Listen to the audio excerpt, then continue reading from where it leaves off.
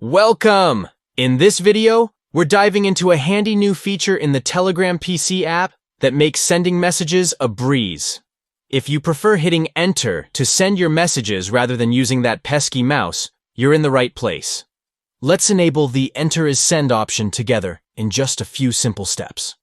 First, go ahead and open your Telegram app on your PC. Once you're logged in, take a look at the interface. You're ready for the next step. Now, locate the More menu. It's typically represented by 3 horizontal lines or dots in the top corner of the app. Click on it to reveal additional options. From there, you'll want to click on Settings. This will take you to the Settings menu, where you can customize Telegram to fit your preferences. Next up, look for Chat Settings. This is where you'll find various options related to your chats, including the new feature we're focusing on today. Finally, find the option that says Send with Enter. Simply select this option, and you're all set. From now on, every time you hit Enter, your messages will be sent without any extra clicks. And there you have it.